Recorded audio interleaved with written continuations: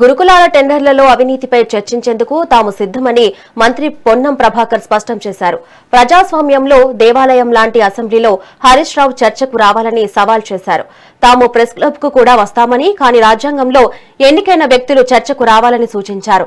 ప్రజాస్వామ్యంలో ఎన్నికైన ప్రజాప్రతినిధులు గన్ పార్క్ దగ్గరకు రావాలని అన్నారు. మాజీ మంత్రులు, ఎమ్మెల్యేలు వస్తే తాము ఎక్కడికైనా చర్చకు వస్తామని స్పష్టం చేశారు.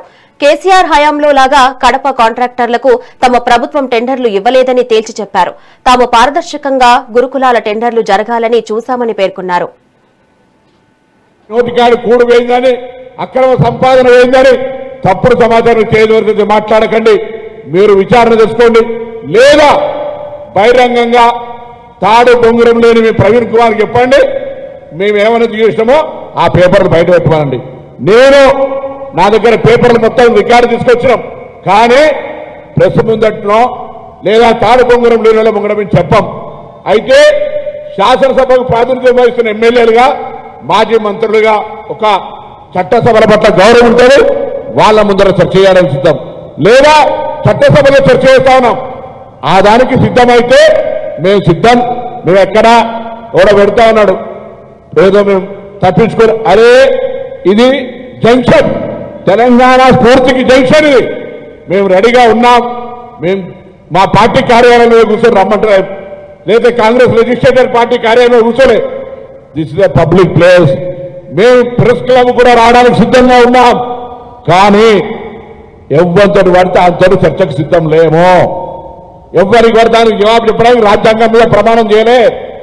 నాకు తెలిసిన, నాకున్న సమాచారాన్ని ఎవరితో పడితే అంతా షేర్ చేసుకోవద్దని ప్రమాణం చేసిన శాసనసభ్యులతోటి, మాజీ మంత్రులుగా ఉన్నటువంటి ప్రస్తుత శాసనసభ్యులతోటి శాసనసభలో కానీ ఎక్కడైనా చర్చ చేయాలని సిద్ధం.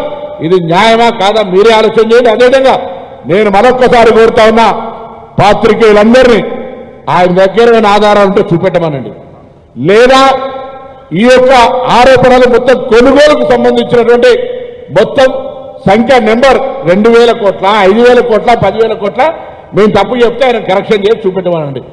టెండర్ ప్రక్రియలో మఫతులాలు వచ్చిందా, ఇంకో దఫతులాలు వచ్చిందా, నాకేం సంబంధం, నేను గద్ద దాకా చూస్తామా. టెండర్లకు సంబంధించి, అధికారులకు సంబంధించి పారదర్శకంగా ఉందా లేదా అనేది నాకు ముఖ్యం. టెండర్ల ప్రక్రియ పారదర్శకంగా బరాబర్ ఉన్నది. అయినా వీళ్ళందరూ ప్రవీణ్ కుమార్, హరీష్ రావు, కేటీఆర్ మాట్లాడుతూ ఉంటే నేను పెద్ద ఆయన చంద్రశేఖరరావు గారిని కోరుతా ఉన్నా, ఒక్కసారి వీళ్ళని అదుపులో పెట్టుకోరు, లేకపోతే మీకు చెడ్డ పేరు వస్తుంది. మీరు రావాలంటే వీళ్ళు ఇగో ఇటువంటి అన్ని దగులుబాజీ మాటలు మాట్లాడుతూ ఉన్నారు. ఇలా అరే మీకు కూడా తెలుసు కదా మేము ఎటువంటి విధంగా రాజకీయం ఎదిగినామో. మీ గతంలో మా దగ్గర పార్లమెంట్ సభ్యులు కదా, లక్ష్మణ్ కుమార్ ఏరికే కష్టపడొచ్చిండు, వాళ్ళ నాయన నాగయ్య గారు సింగరేణి కార్మికుడిగా ఎంత కష్టపడితే రాష్ట్ర మంత్రి అయింది. ఎందుకు పట్టగాల్సి మా మీద ఆరోపిస్తారు? మేము రాజకీయంగా ఎదగడం మీకు ఇష్టం లేదా? మా జిల్లా సంస్కృతిలో భాగంగా ఏమి ఇబ్బంది పెడతా ఉన్నాం? ఎక్కడైనా మేము మళ్ళీ చెప్తా ఉన్నాం, మేము అవినీతి చేసినట్టు నిరూపిస్తే నీ దగ్గర ఏ ఆధారం ఉన్నా, నిన్న లక్ష్మణ్ కుమార్ చెప్పినట్టుగా మేము గతంలో కూడా కరీంనగర్లో కానీ ఇతర సందర్భాల్లో చెప్పినాం, మీ ముగ్గురం ఇక్కడనే ముక్కు నేలకు రాసి మా యొక్క రాజీనామాలు ఇస్తాం, లేకపోతే మీరేం చేస్తారో చెప్పండి. ఛాలెంజ్ చేస్తా ఉన్నాం. ఊరికే ఎవ్వరు పడతాడు, వేరు పడతాడు, కోర్టు తీసుకోగానే మాట్లాడితే రోజు జవాబు చెప్పాం. ఇది లాస్ట్ ప్రెస్ కాన్ఫరెన్స్. వస్తే శాసనసభకు రండి, లేదా ప్రెస్ క్లబ్కు రండి. మంత్రులుగా, శాసనసభ్యులుగా, మాజీ మంత్రులుగా ఇప్పుడు శాసనసభ్యులు రండి, టైం చెప్పండి, బరాబర్ మేము వస్తాం. దీనికి ఫర్దర్ డిస్కషన్ లేదు. మీ దగ్గర ఏం ఆధారం ఉంటే అది పత్రికలకి ఇవ్వండి, ఎందుకంటే మీరు తాడి బొంగరం లేదు. మేము రాజ్యాంగం మీద ప్రమాణం చేసినాం.